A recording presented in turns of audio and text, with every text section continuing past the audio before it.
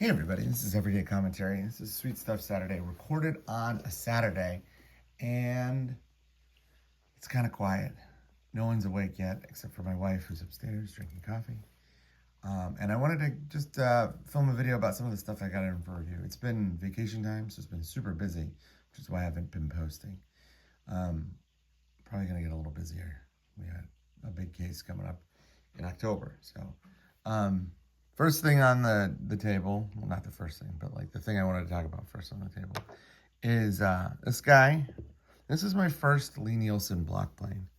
And I know that this is not a woodworking channel, but this thing is so absolutely gorgeous in every possible way. It is just beautiful. It fits into the hand really well. It works incredibly well. The blade is like unbelievably sharp. I love this thing. I've been using it to like just knock down edges around the workshop and do little tiny planing jobs. I have a bigger plane. I have a number 5.5 from Wood River, and that works really well too. But this is like on another level. If I would have known the difference, I probably would have saved the 2x money to try to get that one. And it's just absolutely gorgeous. Super, super beautiful. So there's that. And then let's talk about some of the stuff that's like EDC gear. So we got 3 things in, and there's 2 that are sort of similar. So let's take those. I'm going to set this aside. This is the loop flashlight SK-03. I did not opt for the big expensive version because it has a gigantic clip that includes a knife blade, and it looks dumb. This version is the basic aluminum version. It's gray aluminum. It was on a 50% sale on Amazon, so I could not pass it up.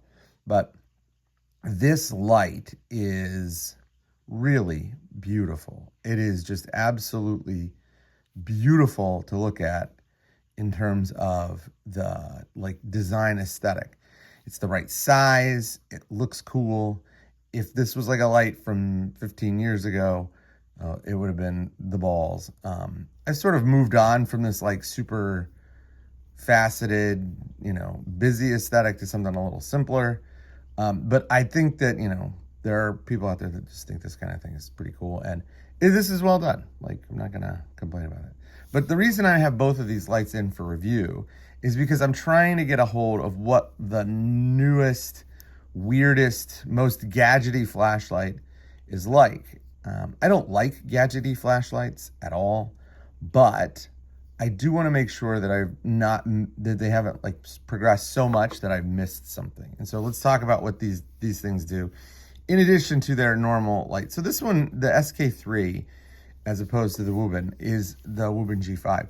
The SK-03 is much more like a regular flashlight, right? Like it has like the tube body construction. It's got a single emitter in the head.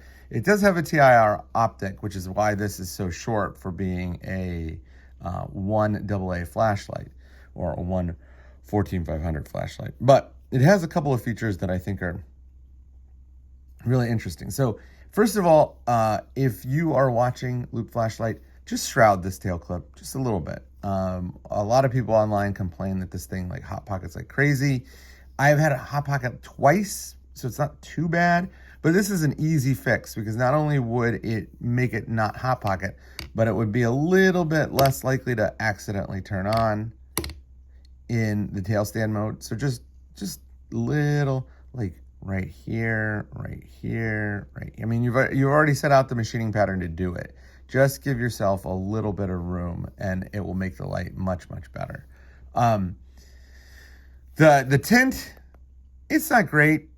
I don't expect any of these gadget flashlights to have super great tints, but it's not bad either. It's not terrible. But the really cool thing about this flashlight is that it has this lantern mode. So you can put the regular flashlight down and then hold the tail cap, or hold the tail button, and all of a sudden you have this like lantern. This is low, so you can actually increase the modes. It has a mode selection system inside the lantern too, so you can increase how bright it will be.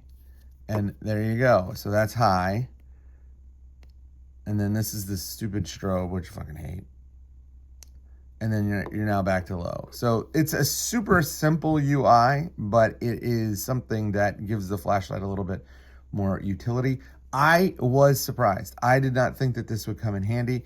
I've carried this for about a week and a half, and I have used the lantern mode more than the flashlight mode. It is actually pretty handy, and on low, it has a pretty good runtime. Another thing that's kind of weird, so it comes with these like rings. I don't know what you want to call them, but like circular lenses. And so you can use it in the lantern mode without them, but and I just have the clear one on right now, but it comes with 4 of these. They're amber, red, blue, and clear. And I'm just not super convinced that this is a great design. And we'll talk about what I would have done differently in a second when we get to this. But it does, add, in theory, some extra functionality. I don't know how often you're going to carry these extra little ring things. If I were to pick only one, I'd probably pick red and then just leave it at that. But it is an interesting implementation of this lantern on a really tiny light. There's a bunch of junky lights that do this, but on like a serious EDC light, this is the most interesting implementation I have seen, which is why this is in for review as a gadget light. So this one, I'm like, we'll see. Like, let's see how this works. Okay, this one is the Wuben G5. I'm sure you've seen this. It is all over Amazon. If you've ever bought a flashlight on Amazon, you logged into Amazon since its release, it's gonna be there. So number one, this is a non-swappable cell. So this is internally charging. This is a swappable cell, but it has a cell that has a charging port on it. So it's the best of both worlds, and you can run other batteries in it. And I still don't like these lights. I mean, I know this is like making me sound like a curmudgeon. I really don't like these lights that you can't swap out the cell. So let's talk about this light. This light has a swiveling head, and it has the dumbest pocket clip design I have ever seen. So now the pocket clip is out. It is super unstable. It is hard to put back in. There's just like 100 million problems with this pocket clip. And as you can see, it beats up the flashlight. Just the dumbest implementation of a pocket clip I've ever seen. Really horrendously awful. The light itself, the head pivots. Now, it does have a magnet, but as you can see, the magnet's not particularly strong. So, in theory, you could stick it to something and then tilt the light to give you like more precise lighting, but the magnet's like, it'll stick that way, kind of, if it doesn't get bumped at all, but it's just not particularly strong. And so the swivel head doesn't really do anything because like most of the time, because the magnet stinks, you're going to be holding it. So you can just point it wherever you want to go. Like, look, I have a swivel head now, right? Like, this is stupid. A couple other things that are really sort of dumb. The light is meant to be held like this, I think, or maybe like this. I don't know. But the on-off button is, oh, wait. Oh, that's the other thing. There's a lockout. So if you don't want this to accidentally press, the door to the charging port has 3 positions. So position 1 is lockout, position 2 is non-lockout, and position 3 turns it off and charges. That is a level of unintuitive bullshit that is just insane. Like, why would the charging port have anything to do with the on-off switch? And why would there be no, like, there's no point in having this first position, right? Like, if you wanted to lock it out, I mean, never mind. Like, in theory, they've implemented this so that this allows the lockout to work without getting dirt in the port. But this over here, controlling this feature over here, doesn't really make any sense. Okay, so that's the 1, 2, 3, fourth problem. 1, 2, 3. 1, 2, 3. Fourth problem. The fifth problem is this. So you can do like the high, low, medium, all that kind of shit. But watch this. Ready? Oh, see, I accidentally bumped the kill switch. Okay. Wait. Oh, right. Like that is the high, medium, and low. But watch this. This is the weirdest thing I've ever seen. Now, it tells you like, oh, you're at the end of the lumens thing. It doesn't go anymore. So why does this need to freely turn? It's like, well, I wanted to do something different.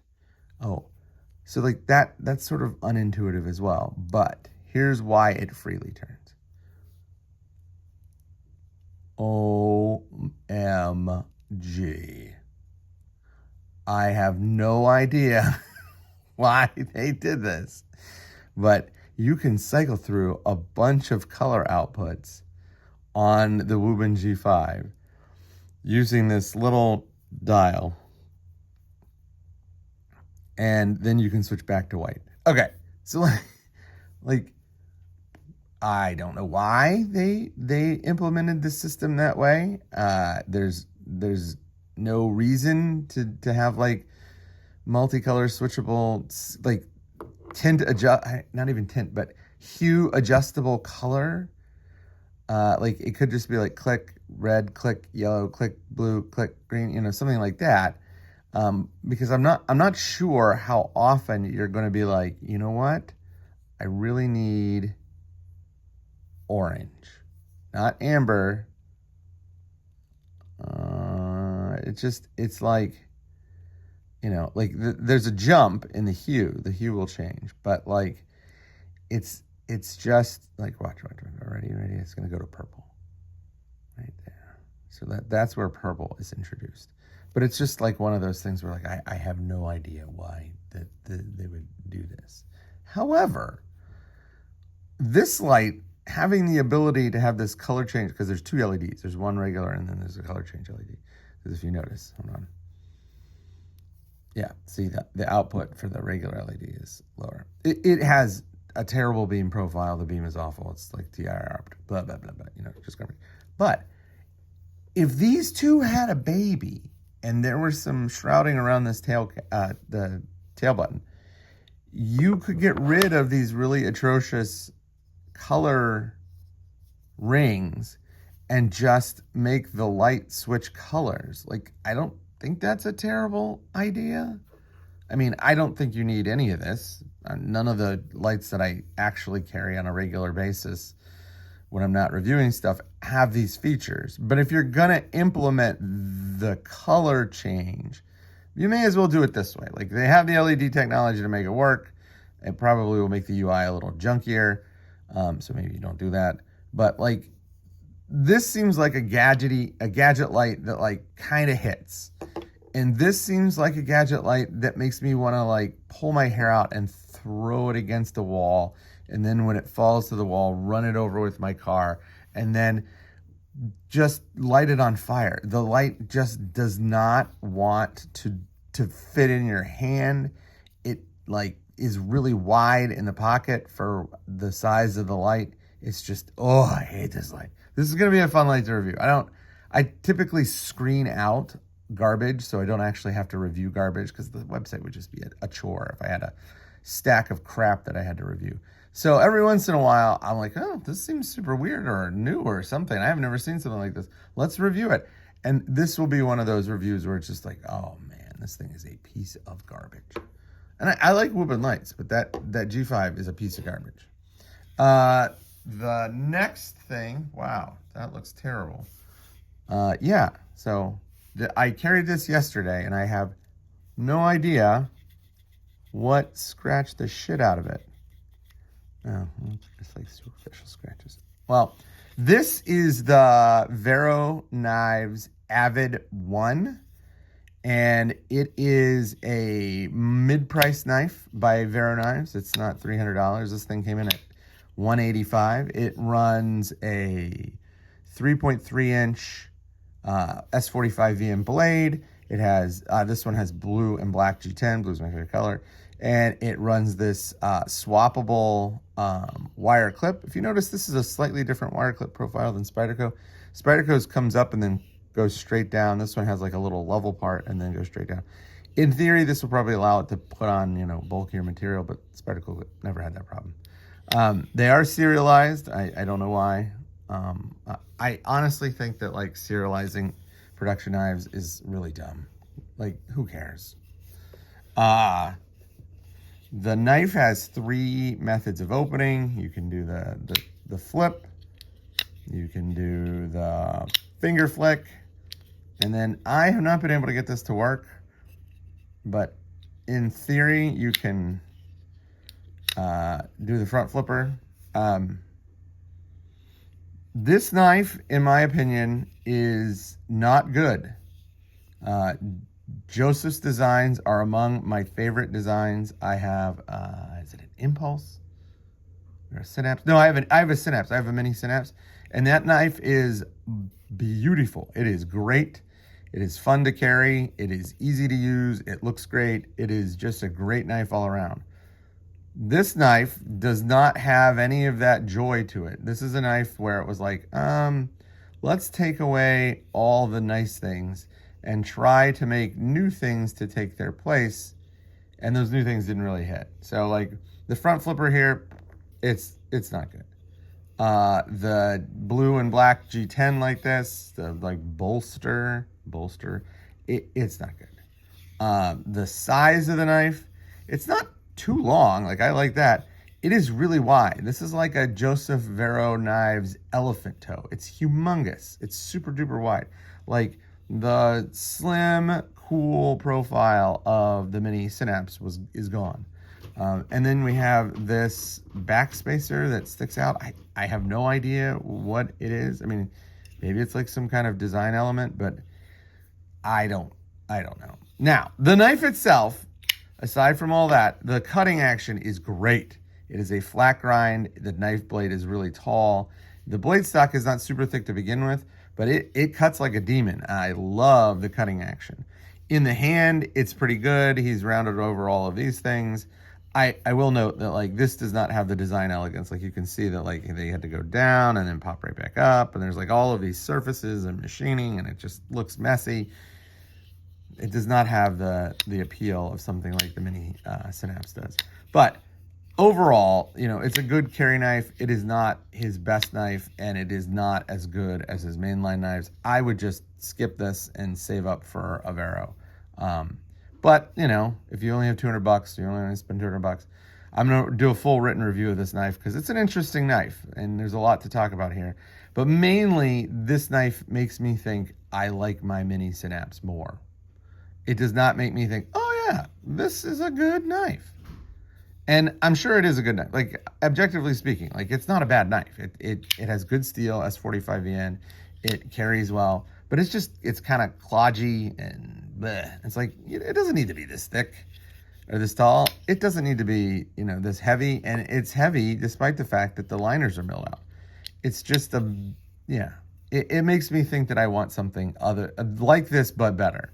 It does not make me think this is the knife I should be carrying today, which is kind of a hard sentiment to have when you have so many knives to carry. Just so you can get a quick sense of how big the knife is. Here it is next to an American dollar. Closed, it's smaller. Open, it's bigger. Here it is in thickness next to a AA battery. They're almost exactly the same thickness. And that's the knife. So you can see the whole thing without my hands. You can see, here's the SK-03. By the way, carrying these together, whew, here's the dumbest flashlight on the planet, the Wuben G5. And all of these will be up for review. Looking forward to reviewing them. But if you have any questions or comments, drop them in the line below. I may or may not pay attention, but if I do pay attention, I'll answer. All right. Thanks.